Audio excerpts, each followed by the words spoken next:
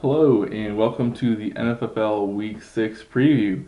Had quite the interesting week this week. So much trash talking going on about how the Lombardi division is significantly better than the Landry division.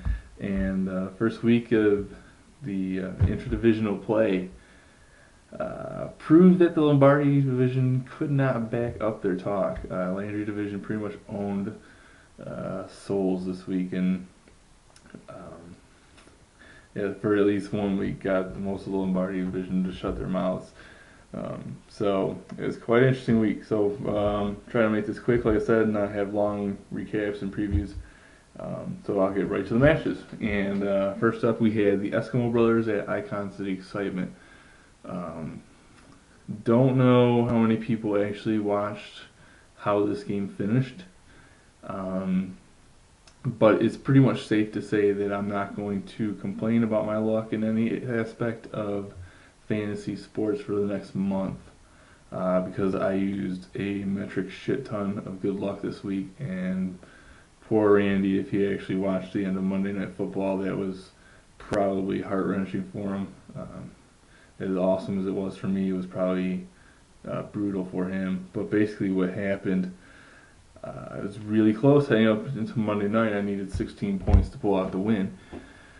And for the most part, Jacksonville was shutting them down. And late in the game, when the game was already well in hand, you noticed that Chris Johnson had a stretch of 100-yard games on the road of 7 games, the record being held by Barry Sanders at 10 games.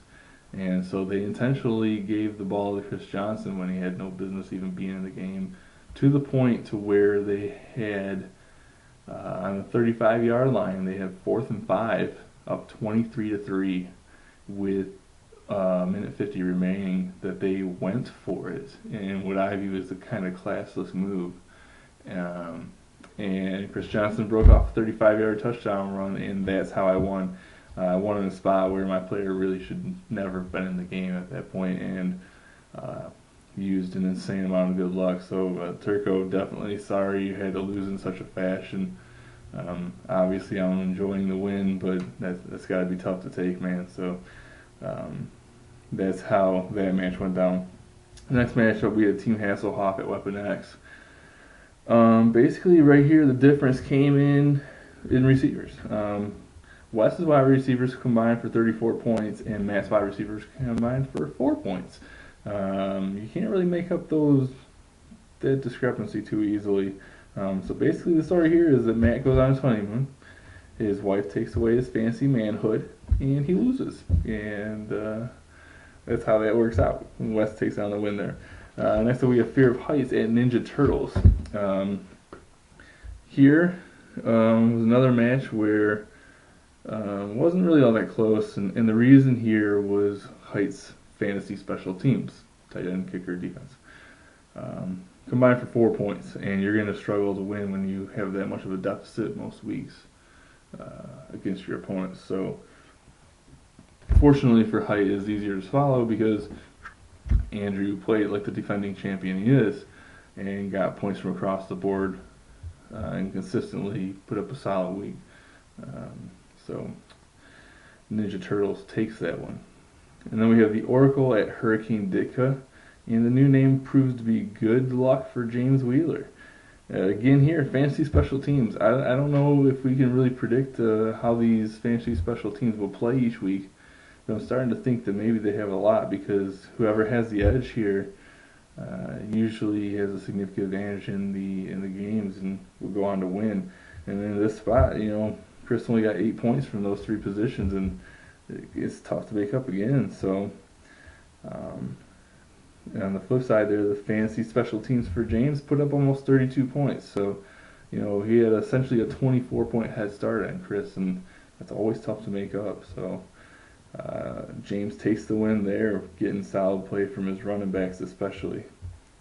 Chris did make some good moves, putting in Manningham and Derek Mason, who put up some solid points in bye week replacements and whatnot. So smart moves, but it just wasn't enough against Wheeler.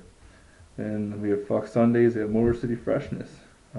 Basically, the story here is Dan didn't show up to play, and Doug did, and so he whooped his ass. Solid play right across the board for Doug. Um, and basically, for Dan, he had Macklin go off for almost 28 points, but no one else did anything. So it was a tough week for Dan for sure. Solid team, I think, but just didn't have anything going for him this week. Finally, we have Gridiron at Turf Toast. Gridiron puts up a good week. Bill throws up, the Cole Sladen squad throws up over 100. But Turf Toast finally shows what he's capable of, and then does well.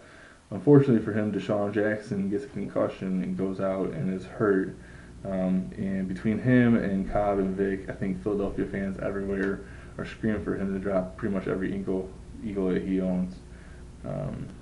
And Turf Toes leads the league in points this week and takes the win. So hopefully you enjoyed this, and I'm going to come back to you Thursday evening most likely, either video form or written form, not sure. I'm leaving for Knoxville. I have a buddy coming in Thursday night, a good buddy from elementary school way back, Paul Johnson, coming to town. We're going to go to Knoxville for the Bama game. So I'm not sure exactly how the preview will come about, but it will be here, rest assured. So look forward to that. Thanks a lot.